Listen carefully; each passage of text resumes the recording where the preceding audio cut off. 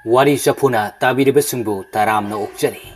Ngasugi tangkak asi hujadringayda Tabiribasingda ningsingjaba amana. Wari asi kanagumbi amataga mari lenajade. Pumnamag wakalna sagatjaba ngaktani. Lobirasi Basanti Kangjamgi Banglo ani suba tangka. Somdana Ronaldo machal nupi amadi mamaga makoi ahumdu kadaibu yorumgani haina khali. Ngayhaki matung Trinity na hari Bintupa Chandabali hoido haifetang yengbirubadi phabani Patanungda thokladi kamdogani Rosanasu amuk hari Byronan Ibani chatlaga yengusira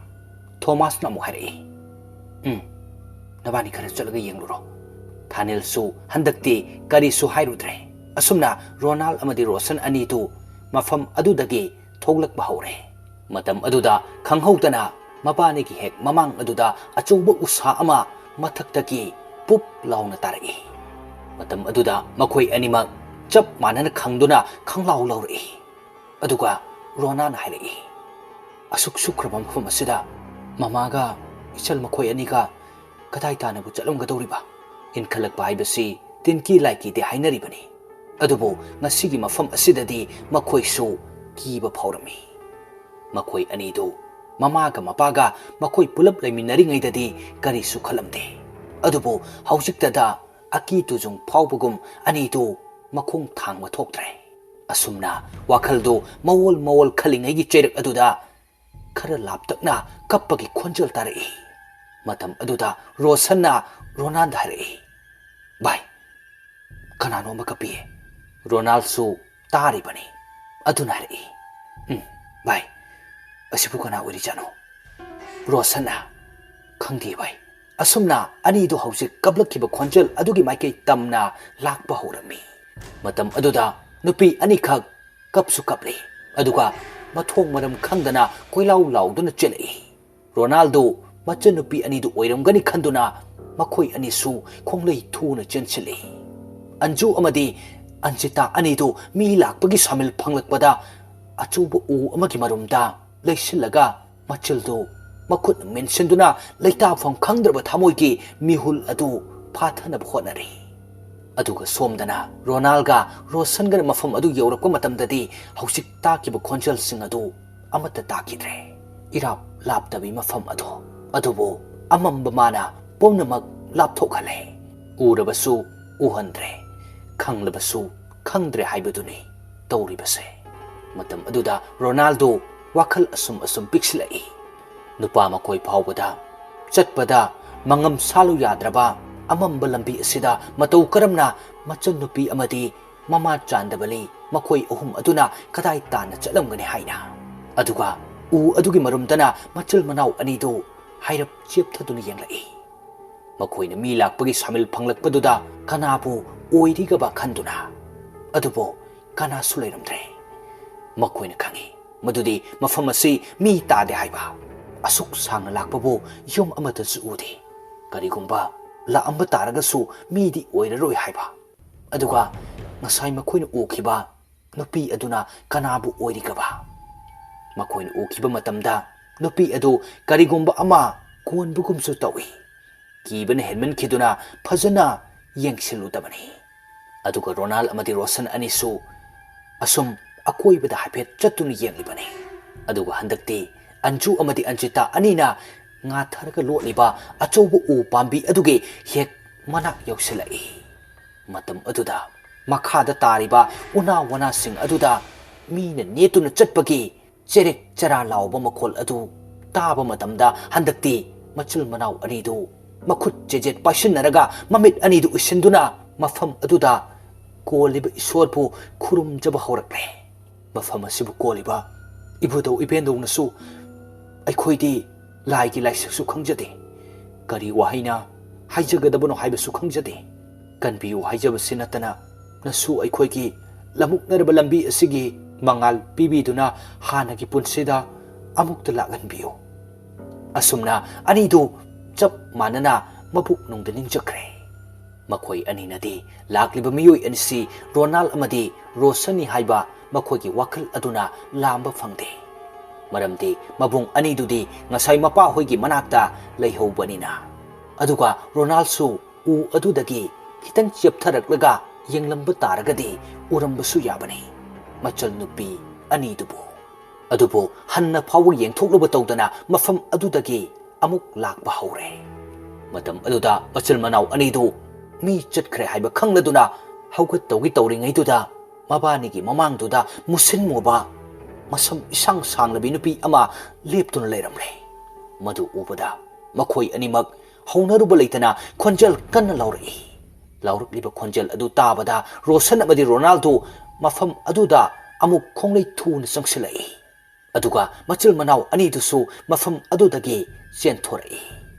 ꯃꯇꯝ ꯑꯗꯨꯗꯗꯤ ꯔꯣꯅꯥꯜꯁꯨ ꯃꯆꯟꯅꯨꯄꯤ ꯑꯅꯤꯒꯤ ꯃꯤꯡꯂꯦꯟ ꯁꯤꯖꯤꯟꯅꯗꯨꯅ ꯃꯃꯥꯒ ꯀꯣꯟꯅꯅ ꯀꯧꯔꯛꯂꯝꯃꯤ ꯃꯗꯨ ꯇꯥꯕꯗ ꯑꯀꯤ ꯇꯨꯖꯨꯡꯅ ꯌꯣꯝꯂꯕꯤ ꯑꯟꯖꯨ ꯑꯃꯗꯤ ꯑꯟꯖꯤꯇꯥ ꯑꯅꯤꯗꯨ ꯔꯣꯅꯥꯜꯅ ꯂꯩꯔꯤꯕ ꯃꯐꯝ ꯑꯗꯣꯝꯗ ꯆꯦꯟꯁꯤꯜꯂꯛꯏ ꯑꯁꯨꯝꯅ ꯃꯈꯣꯏ ꯃꯔꯤꯗꯨ ꯄꯨꯂꯞ ꯊꯦꯡꯅꯔꯦ ꯑꯟꯖꯨ ꯑꯃꯗꯤ ꯑꯟꯖꯤꯇꯥ ꯑꯅꯤꯗꯨ ꯃꯕꯨꯡꯗ ꯆꯦꯆꯦꯠ ꯀꯣꯟꯁꯤꯟꯖꯗꯨꯅ ꯀꯞꯂꯛꯏ ꯔꯣꯁꯟꯁꯨ ꯌꯥꯎꯅ ꯊꯦꯝꯖꯤꯟꯕꯤꯔꯤ ꯑꯗꯨꯒ ꯔꯣꯅꯥꯜꯅ ꯍꯪꯂꯛꯏ ꯃꯆꯟ ꯃꯃꯥꯗꯤ ꯀꯗꯥꯏꯗ ꯂꯩꯍꯧꯔꯕ ꯋꯥꯍꯪ ꯑꯗꯨ ꯇꯥꯕꯗ ꯃꯆꯜ ꯃꯅꯥꯎ ꯑꯅꯤꯗꯨ ꯀꯞꯇꯨꯅ ꯃꯔꯨ ꯂꯨꯛꯊꯔꯒ ꯂꯩꯈ꯭ꯔꯦ ꯔꯣꯅꯥꯜ ꯌꯥꯝꯅ ꯆꯤꯡꯅꯕ ꯐꯥꯎꯔꯦ ꯃꯈꯣꯏꯒꯤ ꯃꯇꯧ ꯎꯔꯒ ꯇꯟꯖꯥ ꯑꯗꯨꯗ ꯃꯈꯣꯏꯒꯤ ꯃꯅꯥꯛ ꯑꯗꯨꯗ ꯁꯣꯔꯣ ꯁꯣꯔꯣ ꯆꯤꯡꯕꯒꯤ ꯃꯈꯣꯜ ꯑꯃ ꯇꯥꯔꯛꯏ ꯃꯈꯣꯏ ꯃꯔꯤꯗꯨ ꯑꯃꯨꯛꯇꯪꯗ ꯆꯞ ꯃꯥꯟꯅꯅ ꯍꯧꯖꯤꯛ ꯇꯥꯈꯤꯕ ꯃꯈꯣꯜ ꯑꯗꯣꯝꯗ ꯆꯞ ꯃꯥꯟꯅꯅ ꯌꯦꯡꯂꯛꯏ ꯃꯗꯨꯒ ꯍꯦꯛ ꯊꯪꯅꯕ ꯃꯤꯀꯨꯞꯇꯅ ꯃꯈꯣꯏ ꯃꯔꯤꯗꯨ ꯃꯈꯨꯠ ꯁꯝꯅꯗꯨꯅ ꯃꯐꯝ ꯑꯗꯨꯗꯒꯤ ꯀꯟꯅ ꯆꯦꯜꯂꯛꯏ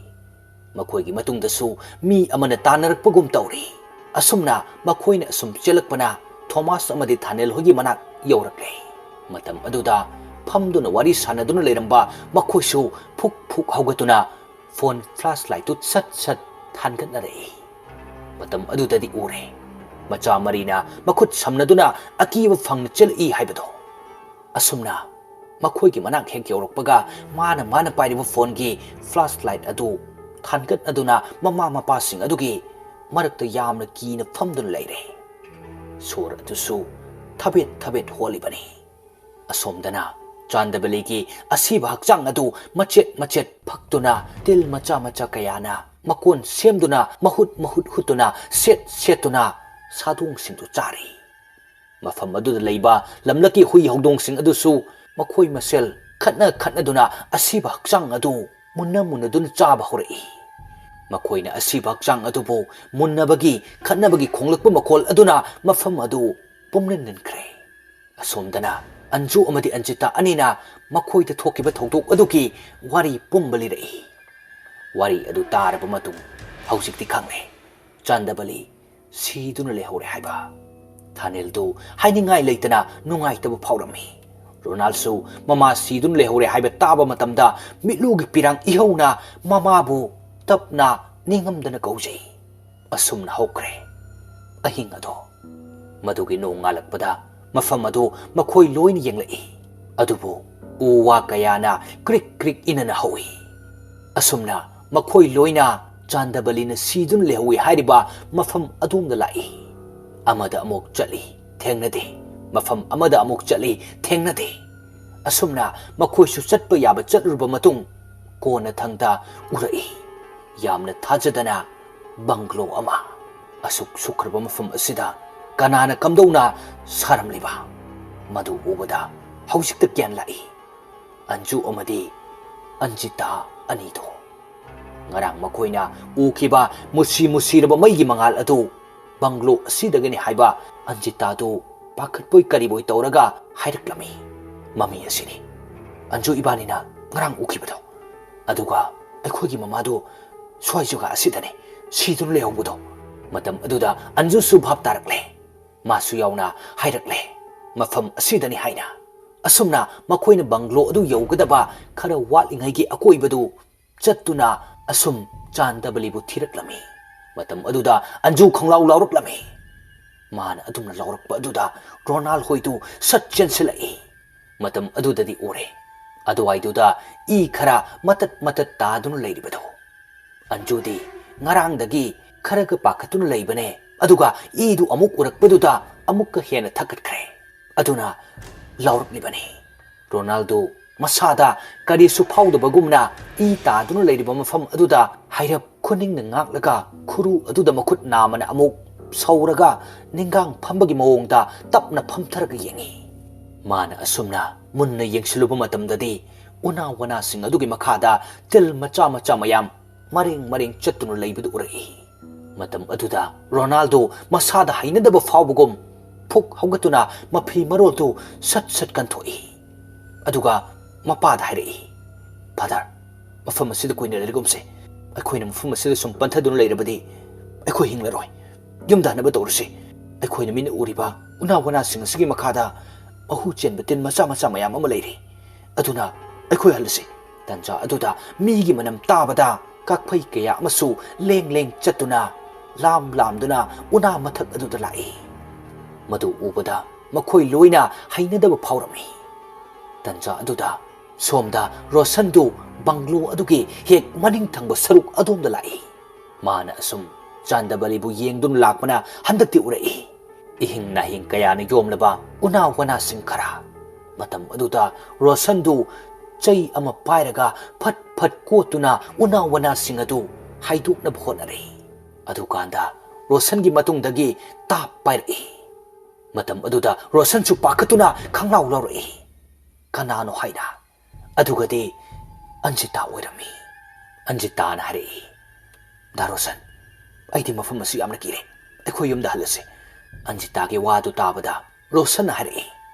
Anjita nakhoi gi mamado tifam khangdrini seragasida akhoi ni karam handane adu hairaga mana amukasu chaidu pairaga asongba napi chabul ama yom sindura leiribadu phat kanthok matam aduda isu tairi tauraba migi saru polang ama leirami madu ubada Rosandu tu chungkiba khamaude adu gairi Anjita asibu karino migi saru polang natra Anjita su haiphet yenglai adubo mama Chandabaligi saru polang oirami masamdu su kabak paktuna makok thangba saruk adu tadun leire aduga mamitsu amata yaudre matam aduda Anjita su yengba ngamdraba male mamit jejet usinduna Rosan da ngatharaga kablai Rosan su tawfam khangdre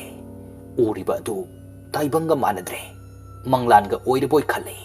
aduga Chandabalina setkiba phijol adusu sekaiduna matat taduna leire mikup aduda Anjita du mafam adudagi chenki aduga mapa thanel amadi lakliba miyoi adu puduna Rosanna lehoriba mafam aduda amuk lai mafam adu hek yaubaga thanel du sangsinduna yengi adubu magi nupi Chandabaligi hakchangi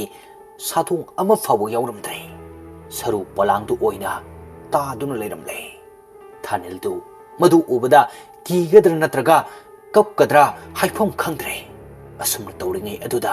bindu du mamada chejet konsinur kablai matam aduda Trinity na bindu bu themjili aduga Thomasu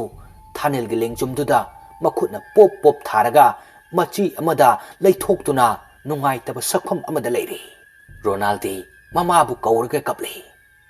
asumna tawringai cherak aduda numitsu tasilakle numitsu khara tasilakpa aduda Thomas na hari marup Thanel hausikti Chandabaligi saru polang asi mai thadoktuna magi mathum mangom bangtolasi Thanel na su yanare Chandabaligi saru polang adu mai thadauki adwaida taba sing khara amadi matam kayagi mamangdagi taduna leiraklaba achouba akangba u kaya singtu tasinduna saru polang adu mai chuba horakle Anjita amadi Ronaldo mamabu nunghiknaba khonjelda tapna kauraga loinaidraba milu piranga loinana hairei mama chaloko aikhoina ngarang lam koiba laamdagi matamdadi nacha aikhoibu nungsina yenglaga mohmon nokpa maithonga loinana lakibani adubo ngasi halamdagi mikup asidadi nangdi amuk mafamsida lehaugadore ko masasingna mama kainabagi omchakna leiriba matau adu uba matamda Thanel su maru lukthana jamna thawai nungai taba maithongda suktharaga leptuna leiri matam aduda ngarangdagi koipai paiduna leraklaba Chandabaligi thawai adu mapuroiba amadi masasing adubu aruibu oina ꯌꯦꯡꯂꯝꯂꯒ ꯂꯥꯏꯔꯝꯂꯦꯟꯗ ꯀꯥꯈ꯭ꯔꯦ꯫ ꯑꯁꯨꯝꯅ ꯉꯥꯏꯍꯥꯛꯀꯤ ꯃꯇꯨꯡ ꯃꯈꯣꯏꯁꯨ ꯃꯩ ꯊꯥꯕ ꯂꯣꯏꯔꯗꯨꯅ ꯒꯥꯔꯤ ꯊꯝꯂꯤꯕ ꯃꯐꯝ ꯑꯗꯣꯝꯗ ꯆꯠꯅꯕꯒꯤ ꯑꯃꯨꯛ ꯍꯥꯏꯔꯛꯏ꯫ ꯑꯟꯖꯨ ꯑꯃꯗꯤ ꯑꯟꯖꯤꯇꯥ, ꯔꯣꯅꯥꯜ ꯃꯈꯣꯏ ꯑꯍꯨꯝꯗꯨ ꯃꯆꯤ ꯈꯨꯗꯤꯡꯒꯤ ꯆꯞ ꯂꯦꯞꯇꯨꯅ ꯂꯩꯔꯤ꯫ ꯃꯇꯝ ꯑꯗꯨꯗ ꯇ꯭ꯔꯤꯅꯤꯇꯤꯅ ꯃꯈꯣꯏꯒꯤ ꯃꯅꯥꯛꯇ ꯆꯪꯁꯤꯟꯗꯨꯅ ꯑꯁꯨꯝꯅ ꯌꯥꯝꯅ ꯅꯨꯡꯁꯤꯕ ꯈꯣꯏꯊꯨꯝꯂꯕ ꯈꯣꯟꯖꯦꯜꯗ ꯍꯥꯏꯔꯛꯏ꯫ ꯃꯃꯥꯒꯤ ꯔꯣꯅꯥꯜ, ꯑꯟꯖꯨ, ꯑꯟꯖꯤꯇꯥ, ꯅꯈꯣꯏꯕꯨ ꯄꯣꯛꯄꯤ ꯅꯃꯥꯅ ꯅꯈꯣꯏꯕꯨ ꯊꯥꯗꯣꯛꯇꯨꯅ ꯇꯥꯏꯕꯪꯄꯥꯜ ꯑꯁꯤꯗꯒꯤ ꯆꯠꯈ꯭ꯔꯕꯁꯨ ꯅꯪꯒꯤ ꯃꯃꯥ ꯇ꯭ꯔꯤꯅꯤꯇꯤ ꯑꯩꯅ ꯅꯈꯣꯏꯕꯨ ꯑꯩꯒꯤ ꯏꯕꯨꯛꯇꯒꯤ ꯍꯦꯛ ꯇꯥꯕ ꯏꯆꯥꯒꯨꯝ ꯅꯥꯎꯌꯣꯛ ꯅꯥꯎꯀꯣꯟꯒꯅꯤꯌꯦ꯫ ꯏꯆꯥꯁꯤꯡꯒꯤ ꯀꯔꯤ ꯋꯥꯠꯀꯅꯤ? ꯃꯃꯥ ꯂꯩꯔꯤꯕꯁꯤꯗꯤ꯫ ꯇ꯭ꯔꯤꯅꯤꯇꯤꯒꯤ ꯑꯗꯨꯒꯨꯝꯂꯕ ꯋꯥꯍꯩꯗꯨ ꯇꯥꯕꯗ ꯃꯆꯤꯟ ꯃꯅꯥꯎ ꯃꯈꯣꯏ ꯑꯍꯨꯝꯗꯨ ꯆꯞ ꯃꯥꯟꯅꯅ ꯌꯦꯡꯂꯛꯏ꯫ ꯃꯇꯝ ꯑꯗꯨꯗ ꯇ꯭ꯔꯤꯅꯤꯇꯤꯗꯨ ꯃꯃꯣꯟ ꯅꯣꯛꯄ ꯃꯥꯏꯊꯣꯡꯒ ꯂꯣꯏꯅꯅ ꯃꯥꯒꯤ ꯃꯅꯥꯛꯇ ꯆꯪꯁꯤꯜꯂꯛꯎ, ꯑꯗꯨꯒ ꯃꯃꯥꯅ ꯅꯈꯣꯏꯕꯨ ꯅꯨꯡꯁꯤꯅ ꯀꯣꯟꯒꯦ ꯍꯥꯏꯕꯒꯤ ꯃꯇꯧꯒꯨꯝ ꯃꯈꯨꯠꯇꯨ ꯇꯤꯡꯊꯣꯛꯇꯨꯅ ꯈꯧꯔꯥꯡꯅ ꯉꯥꯏꯔꯤ꯫ ꯃꯇꯝ ꯑꯗꯨꯗ ꯃꯆꯤꯜ ꯃꯅꯥꯎ ꯑꯍꯨꯝꯗꯨ ꯆꯪꯁꯤꯟꯗꯨꯅ ꯇ꯭ꯔꯤꯅꯤꯇꯤꯗ ꯆꯦꯖꯦꯠ ꯀꯣꯟꯁꯤꯟꯖꯩ꯫ ꯇ꯭ꯔꯤꯅꯤꯇꯤꯅꯁꯨ ꯃꯈꯣꯏꯕꯨ ꯅꯨꯡꯁꯤꯅ ꯀꯣꯟꯁꯤꯟꯕꯤꯔꯝꯃꯤ꯫ ꯃꯇꯧ ꯑꯗꯨ ꯎꯕꯗ ꯊꯣꯃꯥꯁ ꯑꯃꯗꯤ ꯊꯥꯅꯦꯜ ꯑꯅꯤꯁꯨ ꯍꯥꯏꯐꯦꯠ ꯌꯦꯡꯅꯔꯛꯏ꯫ ꯑꯁꯨꯝꯅ ꯅꯨꯃꯤꯠꯁꯨ ꯄꯨꯡꯇꯥ ꯇꯥꯈ꯭ꯔꯦ꯫ ꯍꯧꯖꯤꯛꯇꯤ ꯃꯐꯝꯗꯨ ꯄꯨꯝꯃꯝꯈ꯭ꯔꯦ꯫ ꯃꯇꯝ ꯑꯗꯨꯗ ꯃꯈꯣꯏꯗꯨ ꯒꯥꯔꯤ ꯊꯝꯐꯝ ꯑꯗꯨꯗ ꯍꯟꯕꯁꯨ ꯐꯔꯛ ꯇꯥꯔꯦ꯫ ꯑꯗꯨꯅ ꯉꯁꯥꯏ ꯃꯈꯣꯏꯅ ꯎꯈꯤꯕ ꯕꯪꯒ꯭ꯂꯣ ꯑꯗꯨꯒꯤ ꯃꯅꯨꯡꯗ ꯆꯪꯂꯒ ꯂꯩꯔꯁꯤ ꯍꯥꯏꯅꯔꯦ꯫ ꯃꯇꯝ ꯑꯗꯨꯗ ꯑꯟꯖꯤꯇꯥꯅ ꯍꯥꯏꯔꯛꯏ, ꯐꯥꯗꯔ, ꯑꯁꯨꯛ ꯁꯨꯈ꯭ꯔꯕ ꯃꯐꯝ ꯑꯁꯤꯗ ꯎꯔꯤꯕ ꯕꯪꯒ꯭ꯂꯣ ꯑꯁꯤ ꯏꯆꯝ ꯆꯝꯕꯗꯤ ꯑꯣꯏꯔꯝꯒꯅꯤ ꯊꯥꯖꯗꯦ, ꯑꯗꯨꯅ ꯑꯩꯗꯤ ꯆꯪꯕ ꯀꯤꯖꯩ꯫ ꯊꯣꯃꯥꯁꯅ ꯑꯃꯨꯛ ꯍꯥꯏꯔꯛꯏ, ꯃꯆꯥꯅꯨꯄꯤ, ꯑꯩꯈꯣꯏ ꯑꯁꯨꯛ ꯌꯥꯝꯃꯤꯁꯤꯗꯤ ꯀꯅꯥꯅꯕꯨ ꯀꯩꯗꯧꯗꯣꯏꯅꯣ? ꯏꯁꯣꯔꯗꯤ ꯍꯥꯏꯖꯕ ꯌꯥꯕꯅꯤ, ꯅꯈꯣꯏ ꯀꯔꯤꯁꯨ ꯈꯟꯒꯅꯨ꯫ ꯊꯣꯃꯥꯁꯇꯤ ꯀꯩꯁꯨ ꯈꯪꯕ ꯅꯠꯇꯦ ꯃꯐꯝ ꯑꯁꯤꯗ ꯀꯔꯤꯒꯨꯝꯕ ꯈꯔꯗꯤ ꯇꯧꯔꯤ ꯍꯥꯏꯕꯁꯦ, ꯑꯗꯨꯅ ꯈꯪꯗꯕꯒꯤ ꯍꯥꯏꯔꯤꯕꯅꯤ꯫ ꯑꯗꯨꯕꯨ ꯔꯣꯅꯥꯜ ꯍꯣꯏꯁꯨ ꯌꯥꯅꯤꯡꯗ ꯃꯐꯝ ꯑꯗꯣꯝꯗ ꯂꯥꯛꯄ ꯍꯧꯔꯦ꯫ ꯕꯪꯒ꯭ꯂꯣ ꯑꯗꯨꯗ ꯎꯔꯤ ꯋꯥꯔꯤ ꯀꯌꯥꯁꯨ ꯌꯣꯝꯁꯤꯟꯗꯨꯅ ꯃꯔꯤ ꯆꯠꯂꯤ, ꯑꯗꯨꯒ ꯃꯐꯝ ꯑꯗꯨꯒꯤ ꯑꯀꯣꯏꯕ ꯑꯗꯨꯗꯤ ꯎ ꯋꯥꯁꯨ ꯑꯃꯠꯇ ꯍꯧꯔꯝꯗꯦ꯫ ꯕꯪꯒ꯭ꯂꯣ ꯑꯗꯨ ꯍꯦꯛ ꯌꯦꯡꯈꯤꯕ ꯃꯇꯝꯗ ꯄꯨꯛꯅꯤꯡꯗ ꯌꯥꯝꯅ ꯂꯩꯇꯥꯗꯕ ꯈꯣꯏꯔꯥꯡ ꯈꯣꯏꯁꯥꯎꯅꯕ ꯑꯃꯗꯤ ꯐꯥꯎꯔꯤ꯫ ꯑꯗꯨꯛ ꯁꯨꯈ꯭ꯔꯕ ꯃꯐꯝ ꯑꯗꯨꯗ ꯀꯔꯤꯒꯤꯗꯃꯛ ꯑꯁꯨꯛ ꯆꯥꯎꯈ꯭ꯔꯕ ꯕꯪꯒ꯭ꯂꯣ ꯑꯁꯤ ꯁꯥꯗꯨꯅ ꯊꯝꯂꯝꯂꯤꯕ? ꯍꯪꯗꯕ ꯅꯠꯇꯦ ꯃꯈꯣꯏꯒꯤ ꯋꯥꯈꯜꯗꯁꯨ꯫ ꯑꯁꯨꯝꯅ ꯁꯨꯝ ꯆꯪꯁꯤꯜꯂꯛꯄꯅ ꯍꯧꯖꯤꯛꯇꯤ ꯕꯪꯒ꯭ꯂꯣ ꯑꯗꯨꯒꯤ ꯍꯦꯛ ꯃꯃꯥꯡꯗ ꯃꯈꯣꯏꯗꯨ ꯂꯦꯞꯂꯔꯦ꯫ ꯃꯈꯣꯏꯁꯨ ꯕꯪꯒ꯭ꯂꯣ ꯑꯗꯨ ꯍꯦꯛ ꯌꯧꯔꯛꯄ ꯃꯇꯝꯗ ꯃꯁꯥꯗ ꯍꯥꯏꯐꯝ ꯈꯪꯗꯕ ꯏꯍꯨꯜ ꯑꯃꯗꯤ ꯐꯥꯎꯔꯤꯕꯅꯤ꯫ ꯑꯁꯨꯝꯅ ꯃꯐꯝ ꯑꯗꯨ ꯀꯣꯏꯅ ꯂꯩꯗꯨꯅ ꯑꯃꯃꯝꯇꯪ ꯁꯠ ꯌꯦꯡꯂꯛꯏ꯫ ꯑꯁꯨꯝꯅ ꯃꯈꯣꯏꯅ ꯕꯪꯒ꯭ꯂꯣ ꯑꯗꯨꯒꯤ ꯃꯅꯨꯡꯗ ꯆꯪꯁꯤꯟꯒꯨꯝꯁꯤꯔ ꯈꯟꯖꯥꯟꯅꯔꯤꯉꯩꯁꯤꯗ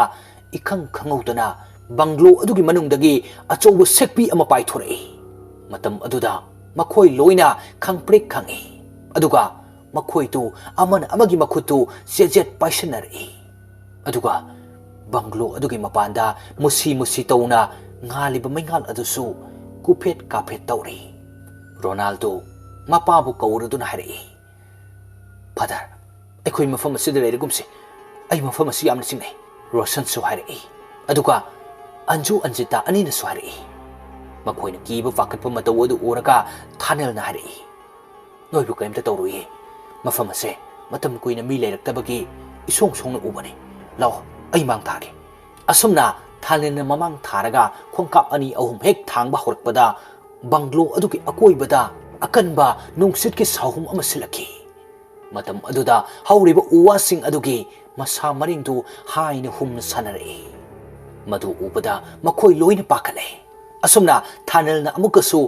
ꯃꯥꯒꯤ ꯃꯈꯣꯡꯗꯨ ꯌꯥꯝꯅ ꯇꯞꯅ ꯐꯨꯛꯂꯒ ꯕꯪꯒ꯭ꯂꯣ ꯑꯗꯨꯒꯤ ꯃꯅꯨꯡꯂꯣꯝꯗ ꯍꯦꯛ ꯊꯥꯡꯖꯤꯜꯂꯛꯄꯒ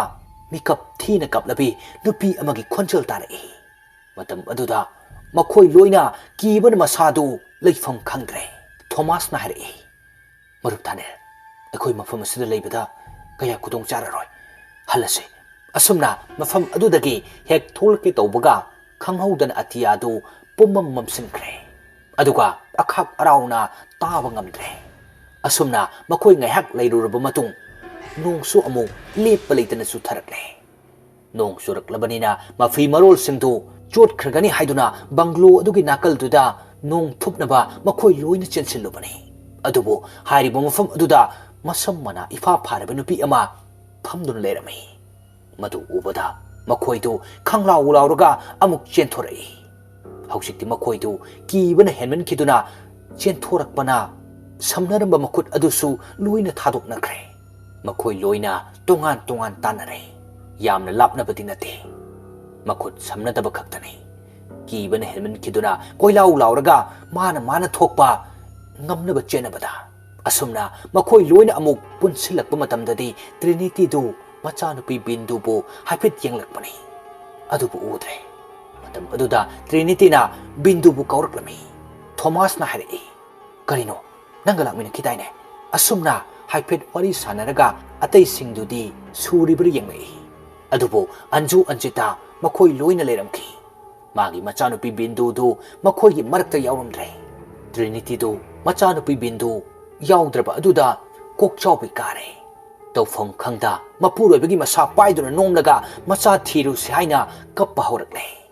adubu loribadi hausik kadaidano Bindu bu thiru gadaba banglo adugi manungda changlaga thiru gadabada mangaire Trinity du angaubi ole macha no Rosan amadi Ronald anigi manakta amuk changsinduna masa paiduna nomlaga machal nupi thiru so harai matam aduda makhoi anidu kari khunggadabano khangdre makhoi na amuk mafam aduda changluba taragadi ngaidun leramgani athengba tu pamjabi ahingi lailembi mana mikap mirau kolga loinana makhoi bu sangsin se kadai handok se kadai tawduna anidu chap yungna leptuna leiri tanja aduda na sol piklap toba khonjel son thangna na kore mama haina khonjel adugi maikei tamna makhoi loina onthoktuna yenglai adubu ngasai ki nupi adu makhoi gi manakta leptuna lerami matam aduda makhoi loina kiboi khangboi tawraga haunaruba leitana mafam adudagi banglo tamna chensin khre wari sigi mathangi part ngaiminasi